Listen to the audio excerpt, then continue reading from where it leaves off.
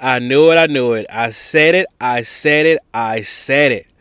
Hey guys, welcome to another episode of 5 Minutes of Mike, and I want to talk about this disgusting, awful guy of an owner, Snake, when it comes down to the owner of Destination Smokehouse. And definitely, guys, if you haven't seen my episode, The Truth About Mr. Tendernism, definitely check out that episode right now. And then get back to this video, or hey, you can just watch the video and then get to the episode later. Anyway, I'll get back to you guys on the other side. All right, guys, so it looks like this is 5 Minutes with Mike. Our news, our voice, our issues. Believe that.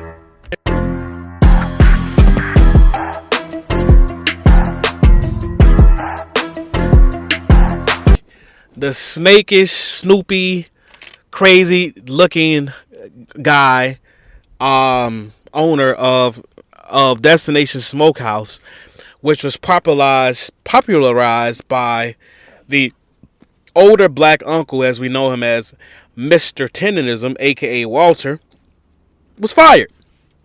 Okay? He was fired from the business that he's made famous, put on a map, and if it wasn't because of his recipes, if it wasn't for his, just obviously he, has some theatrics when it come down to his videos, but that's cool. You know what I'm saying? That's all a part of culture. It's part of the black culture.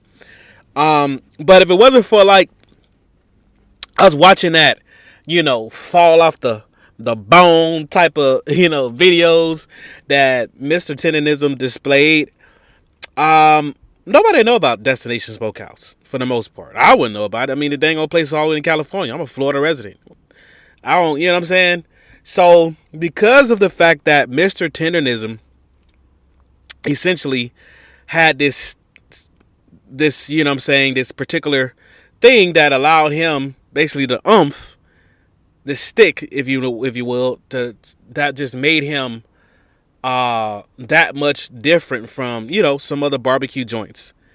And to kind of get the, of course, for those of you that have been following the story, already most likely know, when it came down to Walter, met the current owner of Destination Smokehouse, right around the time of Rona. Met around that time, and at this point, Destination Smokehouse was just basically Destination Coffee House. It was selling coffee and, bakery items, stuff like that. Low-key things, trucking along. It was a business between, the owner, the current owner now, who wants to basically be the face of the restaurant, and his mother. And so in comes Walter at the restaurant and says, hey, Walter obviously is a.k.a. Mr. Tendernism. Hey, man, let me come work for your place. And so he worked with him at the coffee shop, and then eventually he started telling him, man, this place can really take off if we did some barbecue.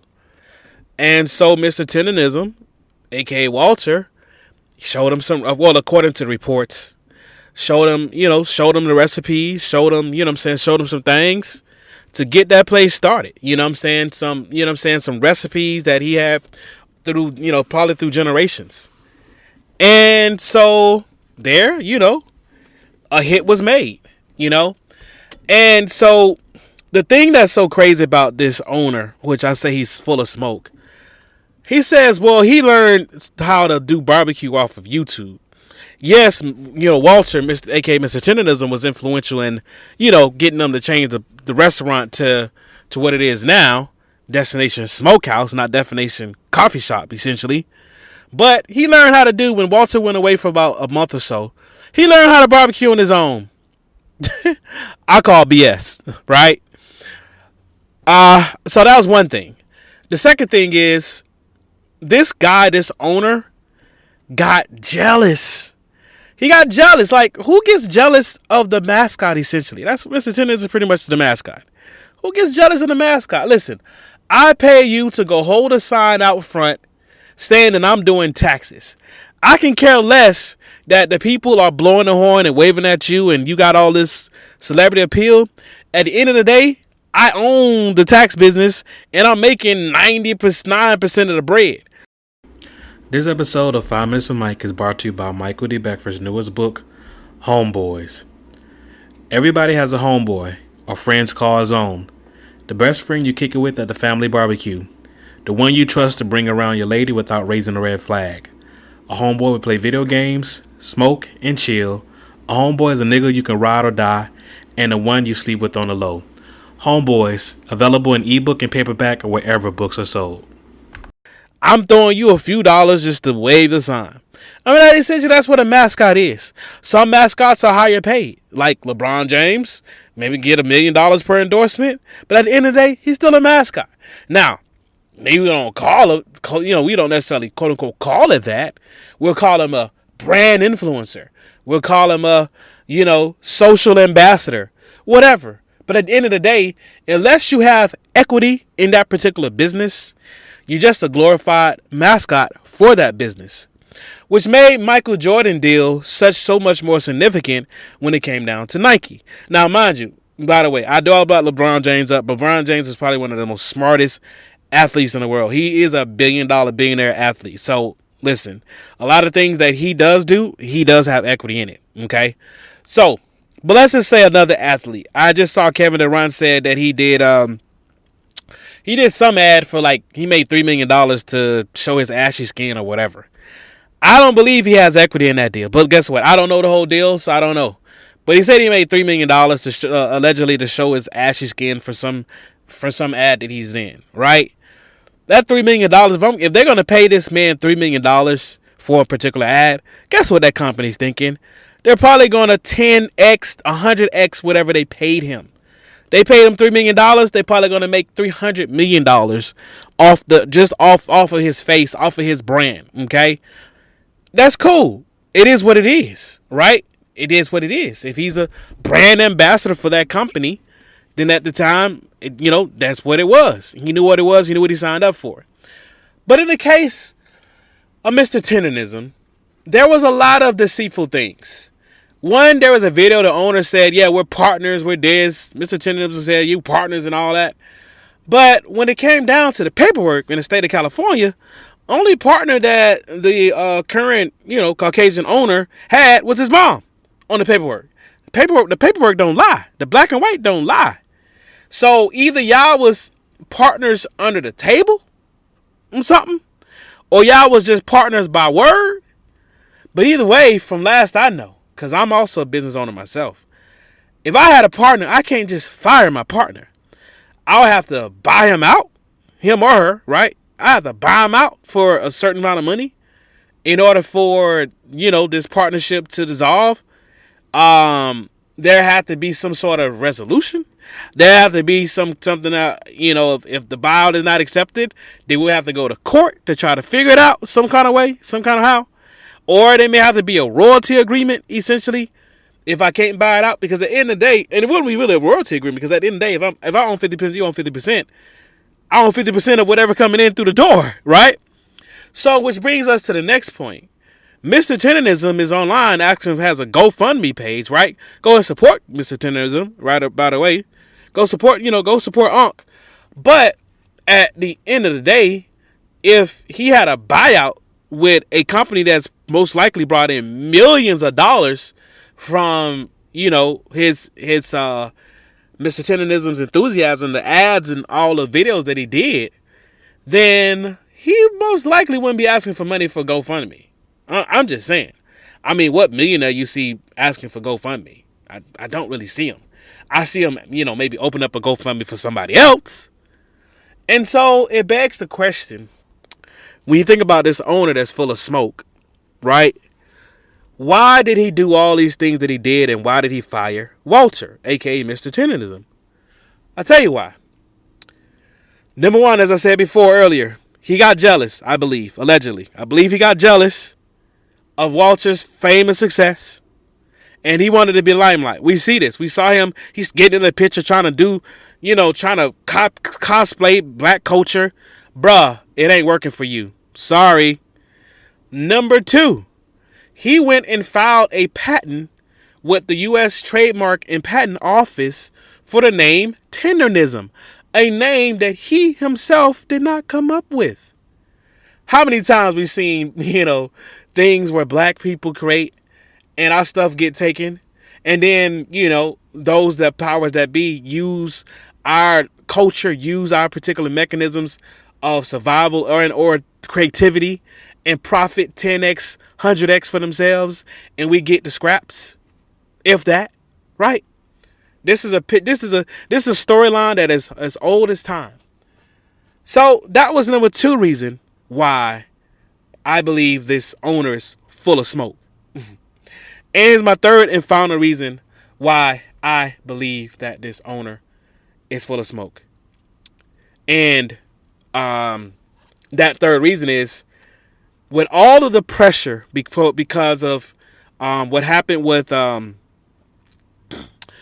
influencer Daniels that came in, all kind of people started talking on social media. Like I said, I got a video on this topic just as well. You'll see this right here on this video as well.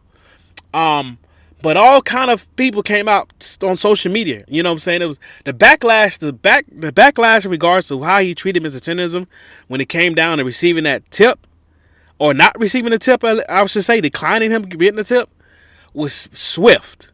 And so to save face and to save his what, basically I believe he's in a position of, I don't want to have to deal with all this anymore. It'd be best, my restaurant got popular. It'd be best for me to just part ways with Walter. Let me build my own thing. I'm going to be the face of this place from now on. And I don't got to deal with, you've got a partnership, don't got a partnership, this, that, and the third. I'm going to do my own thing. We're going to be just fine without him. And I think that's, that right there, I think he didn't understand the move that he made. Number 1, people are already turning against going to Destination Smokehouse, which I didn't even mention the name of this restaurant in the last episode because I was so PO'd, right?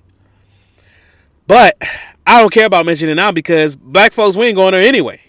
So I believe, and listen, I usually don't like to wish bad on nobody, but when you're a snake, when you're full of smoke, when you're trying to steal someone's intellectual property, IP, that's what when you trademark a name, that's IP, that's intellectual property. It's almost similar to me copyrighting a book. Okay, you trademark a name, you own the rights for that for years to come. Okay, so you try to steal this man's intellectual property based upon the ideals and recipes and all that stuff that came from Tendernism. Nah, bruh, I can't do business with that. I can't rock with you. I can't rock with you.